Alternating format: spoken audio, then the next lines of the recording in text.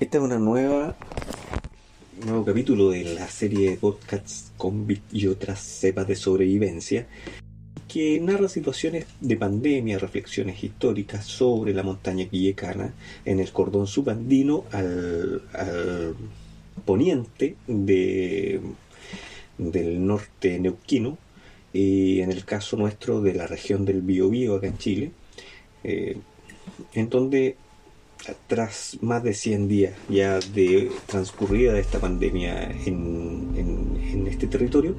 hacemos reflexiones respecto de lo que significan estos procesos, estos cambios de paradigma principalmente,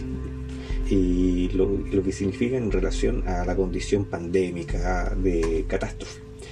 Y en este sentido me cuelgo un poco de la descripción que hace Robert Nisbet en su teoría del cambio social, un libro muy clásico en todo caso, pero que reúne a varios pensadores influyentes de aquella época, Leslie White, Thomas Kuhn, entre otros, que hablaban respecto, ¿no es cierto?, de tanto de los tipos de cambio como de persistencia, de investigaciones sobre persistencia. Y dentro de esto Nisbet lo que plantea es que hay dos tipos de cambio: uno que es gradual, que puede ser paulatino, que es el cambio por ajuste, ¿no es cierto? Cuando estamos en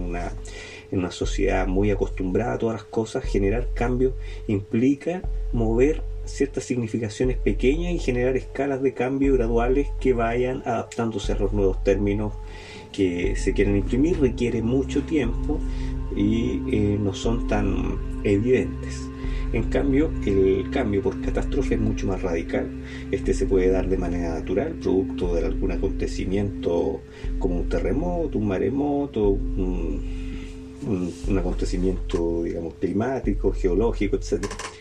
Una catástrofe. Y por otro lado está la revolución social. Y la revolución social implica también un movimiento social muy fuerte que desestabiliza la estructura persistente de gobernabilidad de un poder X en un territorio. Y entonces, frente a esta situación, se enmarca la pandemia del coronavirus como una forma de cambio por catástrofe. Por lo tanto, hay situaciones que determinan procesos de cambio o que determinan, ¿no es cierto?, control sobre los procesos de cambio. Y frente a estas situaciones hay acciones específicas que son más emocionales, y hoy día la reflexión la quiero llevar por allá. Una de las emociones de más alto riesgo es la venganza. ¿Y por qué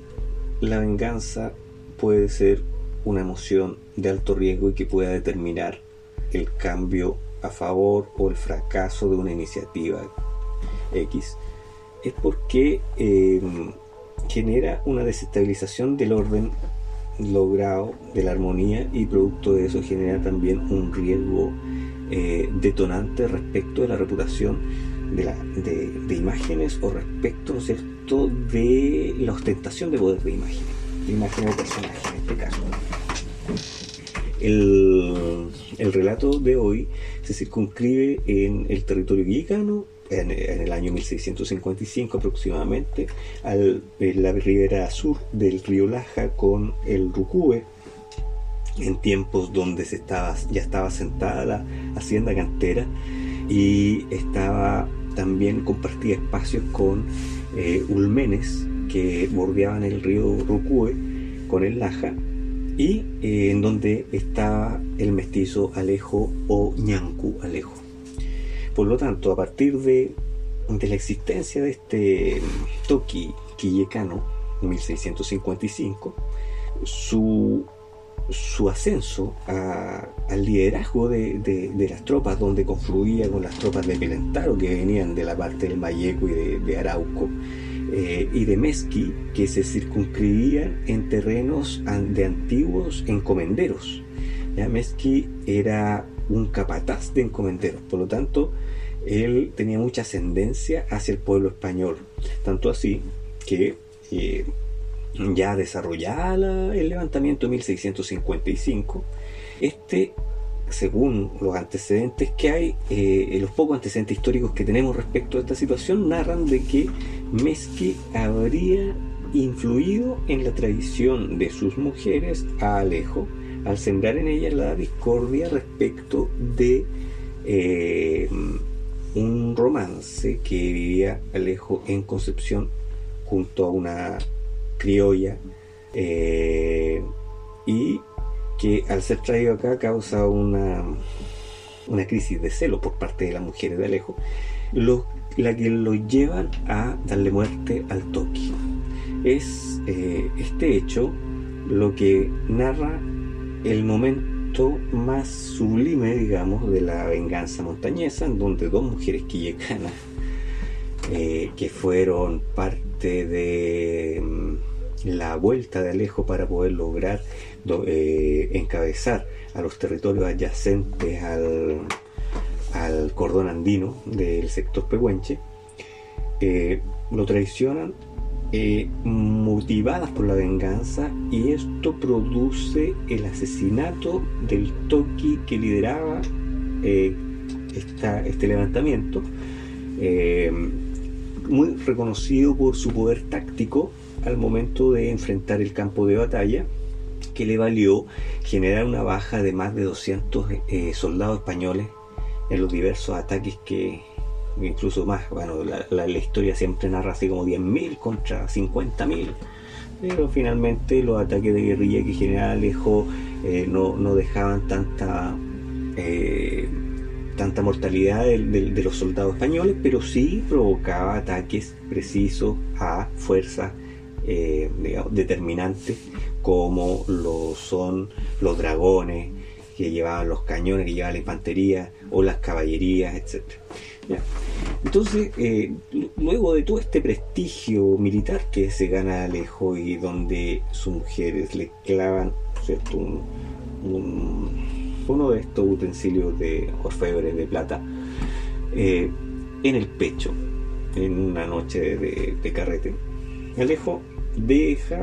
abandona el cuadro militar del levantamiento y pasa a ocupar su lugar este indio Mesqui, que provenía de las encomiendas de la depresión intermedia en la isla de La Laja. Ya estamos hablando de la depresión intermedia, que puede ser, digamos, desde Los Ángeles incluso hasta llegar a Yumbel aproximadamente, ¿ya? Porque muchos de estos levantamientos, digamos, fueron más fuertes acá que en la Araucanía, por ejemplo, o más hacia el norte. De las batallas que se libraron posterior a la muerte de Alejo, no son tan notables dentro de la historia. Podemos encontrar algunos enfrentamientos donde Mesqui dirigía con fuerza, y estos enfrentamientos con garra más que con táctica, y en una de sus desplazamientos dentro del territorio de la isla de La Laja, Mesqui se encuentra en los Altos de Laja, disfrutando ahí después de una noche de relajo en su campamento, donde habían bebido mucho con sus hombres. Al ver esto, un par de soldados, esto lo narra Goyeneche en un libro que se llama Descripción Histórica del Reino de Chile, parece que en el tomo 2, estaba escaneado en Memoria Chilena, pueden acceder a él, y este autor tuvo la oportunidad de haber servido acá en el fuerte de Santa Bárbara, por lo tanto tiene mucha información de ese tiempo sobre Levián y otros que lo narra él más que nadie, y estos antecedentes antiguos que también lo podemos encontrar en otros autores. ¿Qué es lo que hace Mesqui al estar ahí, ¿no es cierto?, con toda su gente, ebrios, bueno, durmiendo? Al verlo los españoles, se infiltran hacia ellos como campesinos borrachos, llegan hacia donde está el escuadrón, comparten un rato con ellos, hasta que, ya viendo que están todos dormidos, los atacan sorpresivamente, regando los cuerpos de la mayoría de ese escuadrón que huyó, que trató de huir hacia el sector de Cerro Colorado y Mortandad. Por eso Mortandad se llama Mortandad, un territorio que se encuentra en la delegación de Pedregal, que alguna vez perteneció a la comuna de Quilleco, que ahora pertenece a la comuna de Los Ángeles, y que se encuentra en la ladera sur de la ribera del Laja, al llegar a las canteras principalmente, ¿ya? Y este sector se imprime el nombre de Mortandad producto de esta matanza del escuadrón de Mezqui, que determina el término del levantamiento. Eso es clave, porque a pesar de que existían otros territorios que estaban atacando, muchos de estos territorios estaban articulados fuertemente con la primera línea que representaba esta parte subandina que dirigía Mezqui. Por lo tanto, cuando se asesina a la mayoría de su escuadrón en el sector de Mortandad, Mezqui no es asesinado, fue castigado por los españoles, quienes por su comportamiento le cortaron una oreja. Dice el relato que Mezqui imploraba perdón y prometía lealtad a los españoles para que no le cortaran la oreja, y de esa forma mostró también su, entre comillas, honorabilidad. La verdad que este relato que a nosotros nos narra el surgimiento de la localidad de Mortandad, cerca de nuestro territorio y hacia el Laja, en la isla de la Laja, nos narran dos situaciones de traición en donde se produjo el quiebre de un levantamiento y de un proceso de revolución y la vuelta a la constante de la persistencia del dominio hegemónico de los españoles, que probablemente a partir de ese momento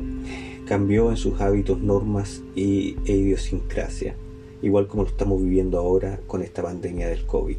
Este relato es introductorio para poder entender también después